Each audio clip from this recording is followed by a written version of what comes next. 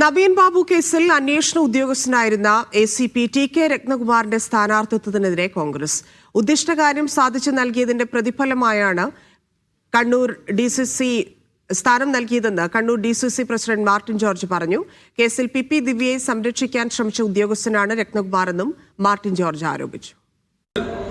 ഉദ്ദിഷ്ട കാര്യത്തിന് ഉപകാര സ്മരണ എന്ന് മാത്രമേ പറയാനൂ.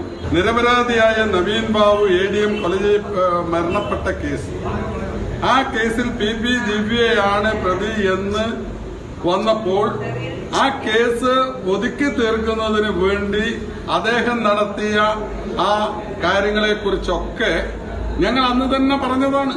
അതൊക്കെ തന്നെ ഒതുക്കി തീർക്കാൻ വേണ്ടി എല്ലാ ശ്രമദൌത്യവും നടത്തിയത് ഈ ACP ആയിരുന്നു എന്ന് ഞങ്ങളന്ന് പറഞ്ഞിരുന്നു. അത് ശരിയാണ് എന്ന് ഈ സ്ഥാനാർത്ഥിത്വത്തോടുകൂടി തെളിയിക്കപ്പെടുകയാണ്. ബിജേഷ് ഗോവിന്ദൻ ചേരുന്നു. ബിജേഷ്, സ്വാഭാവികമായ പ്രതികരണമാണ്. ആ വിഷയത്തിൽ ഇത്തരത്തിലായിരിക്കും കോൺഗ്രസിന്റെ പ്രതികരണമെന്ന് പ്രതീക്ഷിച്ചതുമാണ്. എന്താണ് DCC പ്രസിഡന്റ് പറയുന്നത്?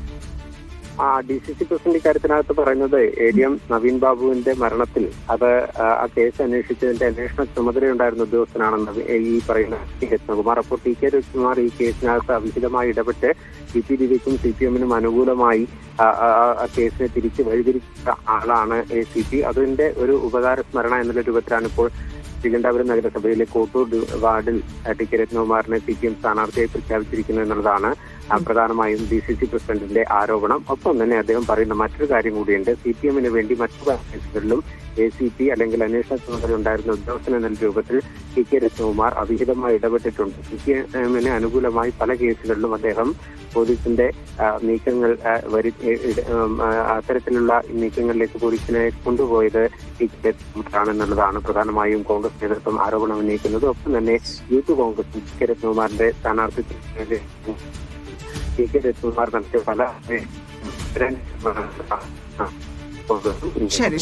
ശരി ബിജേഷ്.